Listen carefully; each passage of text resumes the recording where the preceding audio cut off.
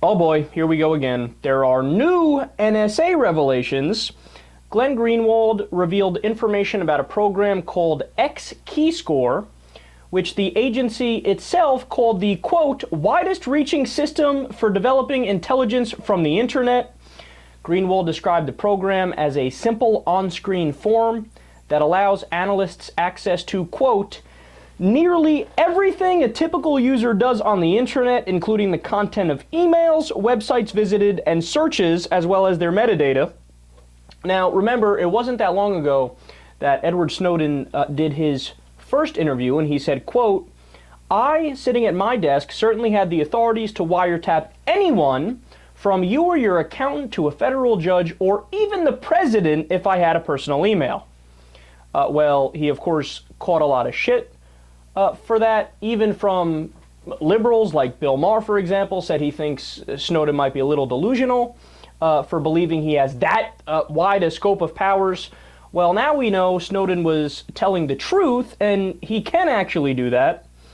So look at the entire dragnet that the NSA has. So now we know that there's the PRISM program. There's another program which didn't get much coverage, which is actually even worse than the PRISM program, called the Blarney program.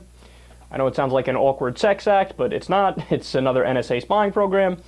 And now there's the XKeyscore one. And by the way, don't be naive enough to think that there's not a bunch of others as well. So turn on the mainstream media, see if they're talking about this at all today.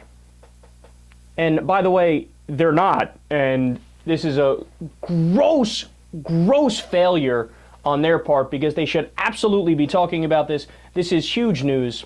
So notice how one of the counter arguments made from people in favor of the spying, they would say, oh no, it's cool, they're not checking your content and they're just storing it, and they can't find out everything you do. They don't have access to things like the content of the emails or the text messages.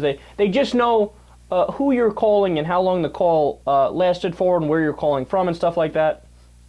By the way, I love how that's supposed to calm people down. Like, oh, they just know like 70% of what I'm doing, not 100% of what I'm doing. But I'm here to tell you, don't believe that. In fact, the rational assumption at this point, after all of these different programs and all of the different evidence that's been presented to us, I would say you should believe they are tracking absolutely everything you do, all of the content, everything.